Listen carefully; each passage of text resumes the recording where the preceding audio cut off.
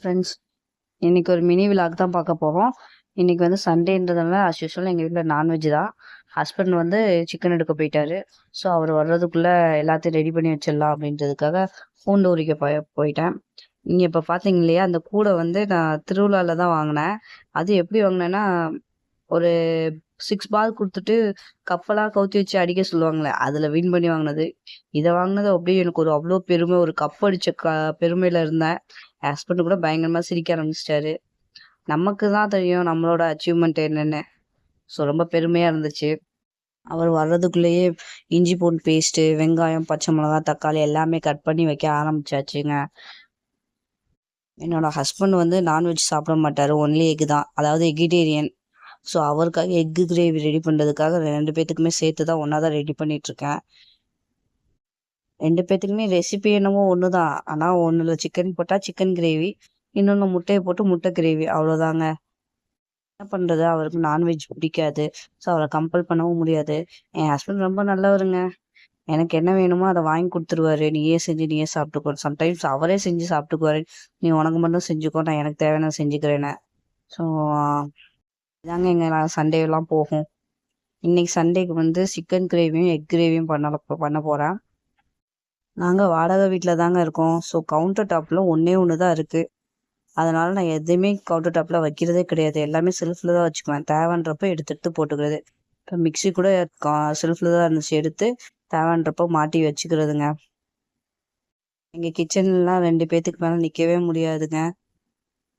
அவ்வளோ சின்னது. வாடகை வீட்டில் இதுதான் பிரச்சனைங்க. ஸோ அட்ஜஸ்ட் பண்ணி தான் வீடியோ எடுத்திருக்கேன்.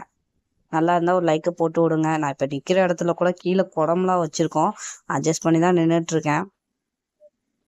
ஏன்னா நாங்கள் இருக்கிறது வந்து 10 வீடு காம்பவுண்ட் வீடு. ஸோ தண்ணியெல்லாம் குடத்துல தான் பிடிச்சி வைக்க முடியும். வீட்டுக்குள்ளெல்லாம் தண்ணி வராது. வெறும் உப்பு தண்ணி தான். பாத்திரங்கள் கழுவுறதுக்கு மட்டும்தான் உப்பு தண்ணி வரும். ஸோ நல்ல தண்ணியெல்லாம் குடத்துல தான் பிடிச்சி வச்சுக்குவோம். இந்த கொஞ்சோண்டு இடத்துல 7 குடம் வேறு வச்சுருக்கேன் நான். நீங்களே யோசிச்சு பார்த்துக்கோங்க. இந்த சிக்கன் கிரேவிக்கும் எக்கு கிரேவிக்கும் ஒரு 5 வெங்காயம் வெட்டி வச்சுக்கிட்டேங்க. பாதி பாதியாக எடுத்து போட்டுக்கலான்னு. அதே மாதிரி 3 தக்காளியை மிக்சியில் போட்டு அடித்து வச்சுக்கிட்டேன். 3 பச்சை மிளகா வெட்டி கட் பண்ணி வச்சாச்சு. அப்புறம் ஒரு லெமனை கட் பண்ணி வச்சாச்சு. இவ்வளோதாங்க இன்க்ரீடியன்ஸு. ஓகேங்க, எல்லாமே ரெடி பண்ணி வச்சாச்சு. நான் சமைக்க ஆரம்பிக்கலாமா? ஓகேங்க, ஃபஸ்ட்டு வந்து சாப்பாடு வச்சுக்கலாம். சாப்பாடு கோலா வச்சுக்கலாம். நான் எப்போயுமே வடிக்க தான் செய்வேன். எனக்கு மட்டும் செய்கிறதா இருந்தால் தான் குக்கரு. ஸோ இன்றைக்கி சண்டே 2 பேருமே இருக்கிறதுனால வடிக்க தான் செய்கிறேன். சாப்பாடு ஒரு அடுப்பில் வந்து பாயில்டு எக் போட்டுக்கிறேன் கிரேவிக்காக. இந்த 2 அடுப்புலையும் அது ரெடி ஆகிட்டு இருக்கட்டும். இப்போ நம்ம சிக்கன் கிரேவி ஃபஸ்ட்டு செஞ்சுக்கலாம். ஸ்பைசஸ்லாம் போட்டுட்டு வெங்காயம், பச்சை மிளகாய், இஞ்சி பூண்டு பேஸ்ட்டு, அப்புறம் தக்காளி இது எல்லாத்தையும் வதக்கி விட்டுட்டு, அப்புறம் மசாலா ஐட்டம்ஸான கரம் மசாலா, குழம்பு பொடி, அப்புறம் வரமிளகா பொடி இதெல்லாம் போட்டு கிண்டிட்டு சிக்கனை போட்டு உப்பு போட்டு கிண்டி எடுத்தா என்னோட சிக்கன் கிரேவி ரெடிங்க. தேங்காய்லாம் அரைச்சி ஊற்ற மாட்டேன். எனக்கு ஒரு ஆளுக்கு தானே, அதனால அட்ஜஸ்ட் பண்ணி சாப்பிட்டுக்கிறதுங்க. அதே மாதிரி தான் எக் கிரேவியும் சேம் சிக்கனுக்கு பதிலாக எக்கை போடுறோம், அவ்வளோதாங்க. இப்போ நான் யூஸ் பண்ணுற ஆயில் டிஸ்பென்சர் வந்து அமேசானில் தாங்க வாங்கினேன். அன்பாக்சிங் வீடியோ கூட என்னோட சேனலில் இருக்குது, போய் பார்த்துக்கோங்க. செம்மையாக யூஸ்ஃபுல் ஆகுது. கொஞ்சம் கூட லீக் ஆகலைங்க. ஃபஸ்ட் டைம் கண்ணாடி பாட்டில் யூஸ் பண்ணுறேன். செம்மையாக இருக்குங்க. இதுக்கு முன்னாடி பிளாஸ்டிக் பாட்டில் தான் யூஸ் பண்ணிட்டு இருந்தேன். அந்த ட்ரே ஃபுல்லாகவுமே உங்களுக்கு வந்து எண்ணெயாக ஆகிடுங்க. அதனால் அதை தூக்கி போட்டுட்டு இப்போ தான் ஃபஸ்ட் டைம் கண்ணாடி பாட்டில் வாங்கியிருக்கேன்.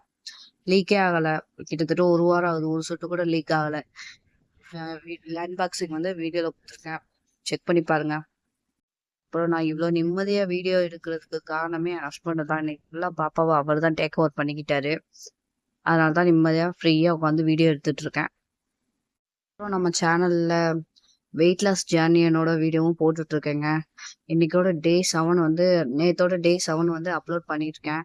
பார்க்காதவங்க போய் என்னோட சேனலை சப்ஸ்கிரைப் பண்ணிவிட்டு பாருங்கள். ப்ளீஸ் சப்போர்ட் பண்ணுங்கள். அப்போ தான் எனக்கு கொஞ்சம் மோட்டிவேட்டடாக இருக்கும். ஓகேங்க, அடுத்தது வந்து எக் கிரேவி தான். அதுவும் சேம் ரெசிபி தான். ஸோ அதை திரும்ப திரும்ப சொல்ல விரும்பலை. எக் கிரேவி ரெடி ஆகிடுச்சுன்னா லஞ்சு ரெடி. எப்படியும் இந்த செஞ்சதில் மிச்சம் இருக்கும். ஸோ நைட்டு வந்து சப்பாத்தி போட்டுட்டு 2 பேரும், நான் சிக்கன் கிரேவியும் அவர் எக் கிரேவியும் வச்சு சப்பாத்தி வச்சு சாப்பிட்டு டின்னரையும் முடிச்சிருவோங்க. ஓகே ஃப்ரெண்ட்ஸ், இதுதான் என்னோட ஃபர்ஸ்ட் மினி விளாக். பிடிச்சிருந்துச்சுன்னா லைக் பண்ணுங்கள், ஷேர் பண்ணுங்கள், மறக்காமல் என்னோட சேனலை சப்ஸ்கிரைப் பண்ணி வச்சுக்கோங்க. பாய்.